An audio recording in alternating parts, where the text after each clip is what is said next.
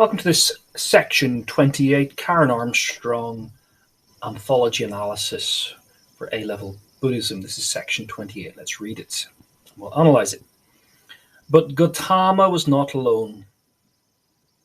He had no human beings or God on his side who could act as his witness to his long preparation for enlightenment.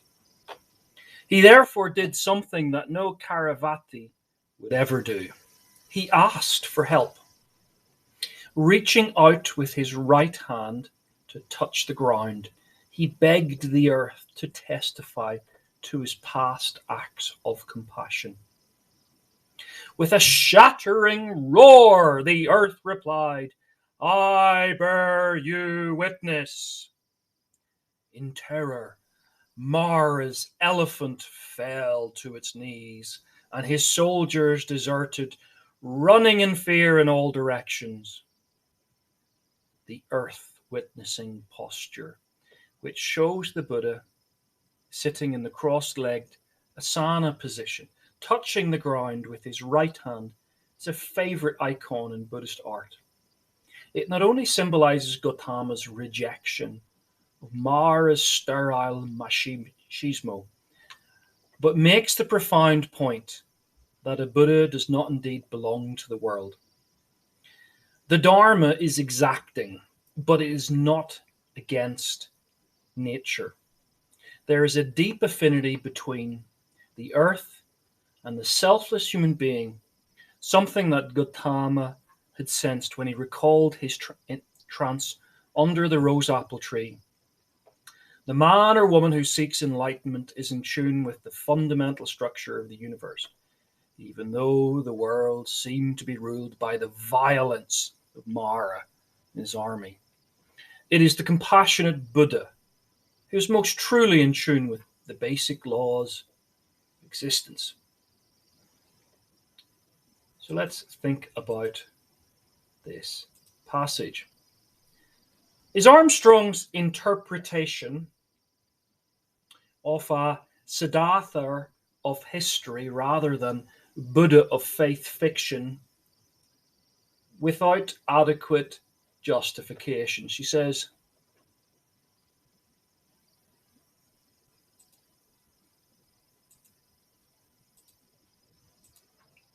but Gautama was alone. He had no human being on his side who would act as his witness to his long preparation for enlightenment. He therefore did something that no Caravati would ever do. He asked for help. Buddhism as a missionary religion more often than not makes exclusivist rather than merely inclusivist or pluralist truth claims.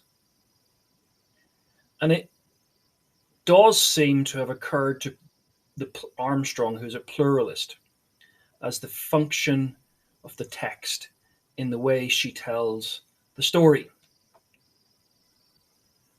Here she's amplifying the hagiographic suggestion that he's not an earthly, political, military revolutionary, but a spiritual one, a Siddhartha of faith, as it were, a Buddha of faith, not just a Siddhartha of history. So next, what is the significance of the earth as the Buddha's witness, reaching out with his right hand to touch the ground? He begged the earth to testify to his past acts of compassion. Well, perhaps Armstrong is not quoting the textual source, but is referring the reader to the general Buddhist teaching on assumptions that personify nature in, is it pantheistic or maybe non-theistic terms? In either way, the idea that the impersonal, the ultimate is impersonal and everything points towards it or is embroiled in it. Whether it's fair to describe Buddhism as pantheist, panentheist, or better, perhaps non-theistic religion is always contested. Non-theist would perhaps be a better way of describing it. Buddhists certainly reject descriptions of their faith as pantheistic.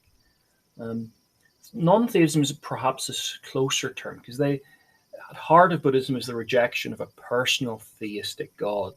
Pantheism doesn't quite get far enough away. Theravada Buddhism especially rejects the given that not even Nibbana, the highest happiness and joy, is the sole source of all things.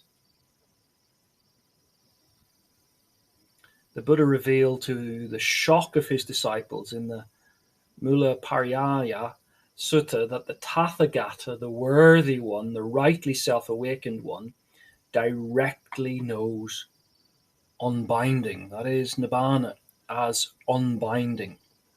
Directly knowing unbinding as unbinding, he does not conceive things about unbinding. Armstrong has noted here how Nibbana, the unbinding, is so unlike anything else, so transcended to anything else that no one can even speak of Nibbana as being the source of all things. So, yet it's fair to say that if all things are Nibbana, this does sound like pantheism, kind of everything is divine, everything ism. So, what does this term, this shattering roar, mean? With a shattering roar.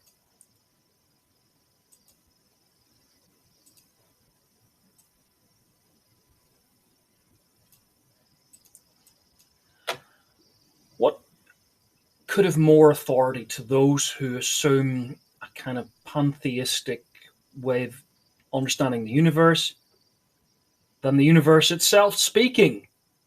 That the universe itself is an argument from authority used for polemical purposes.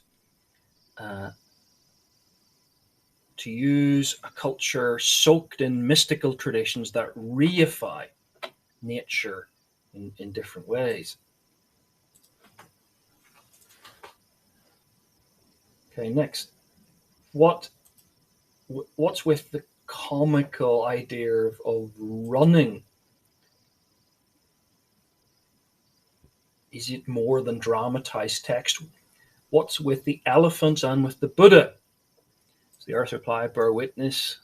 We just talked about the Mars elephant fell to its knees and on his soldiers, and his soldiers deserted, running in fear in all directions. So the elephant, the running soldiers, the Buddha, what's going on here? It's more than just a dramatized text. Armstrong doesn't want to dilute the certainty of her readers' self-projection onto the Buddha. Elephants are an interesting feature of later biography. Alexander the Great had conquered India on an elephant, yet after the Buddha, elephants would have been known to the Buddha. Is it a reference to the Buddha's birth? Remember the hagiographic account of his mother's dream, in particular, or the Annunciation, virgin conception, as it were. So, what is the symbolism of the hand gestures in Buddhist iconography? And was the Buddhist interested in feminist Marxist political liberation? The earth witnessing posture, which showed the Buddha sitting cross-legged in the asana posture, touching the ground with his right hand, in favor of, as a favorite icon in Buddhist art. So Armstrong does not explore the role and origin of hand gestures, mudras, and the hand gesture points down, and the evolution of this iconography that can be traced if you look at it in the history of Buddhist art. In the time of the Buddha, the wider Brahmin culture was actually really sexist. Perhaps Armstrong is properly pointing out how Mara is it a form of toxic masculinity, a demon, and his great elephant and his great army, and she's giving a rather odd explanation here. So is Armstrong ignoring the rose apple tree key narrative a turning point in favour of her signalling her virtue on unpopular issues? It says only symbolise Gautama's rejection of Mara's sterile machismo, but makes the profound point that the Buddha does not belong to the world.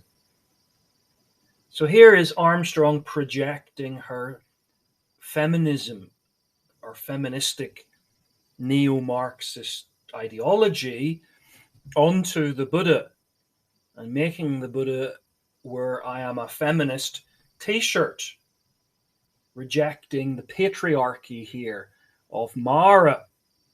This is really to read 20th century concerns, 21st century concerns of everything from environmental ethics and feminism onto the Buddha. And it's a way of, it colors her interpretation of the text. She can only see her issues in the text, whether they're there or not. So now there might be some justification in linking this with the rose apple tree, together then linking these events with environmental concerns, however, seems a stretch.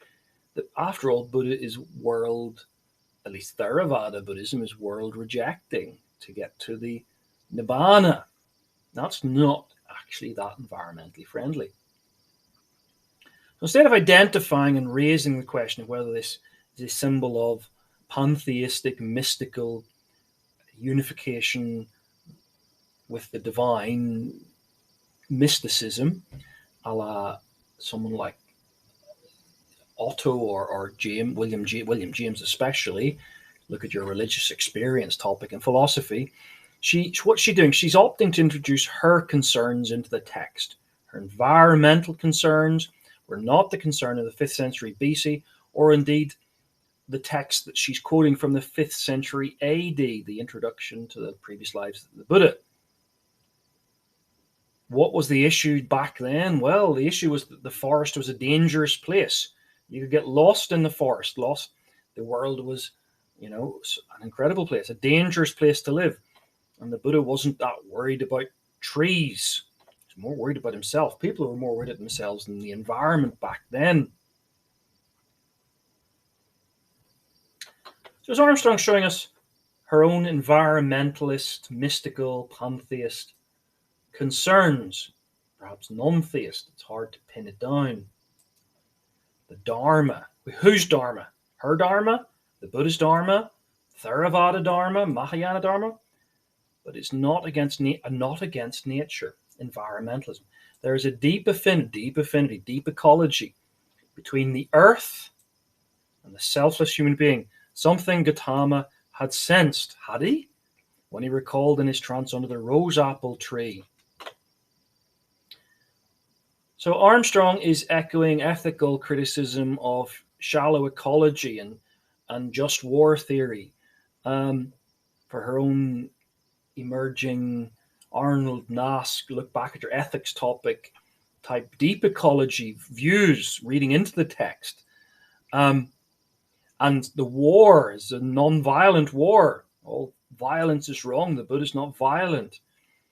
Yet such perhaps left-leaning political rhetoric seems ill-judged and an act of eisegesis, reading into the text, not exegesis, exploring this 5th century hagiography that is to be questioned, challenged critically.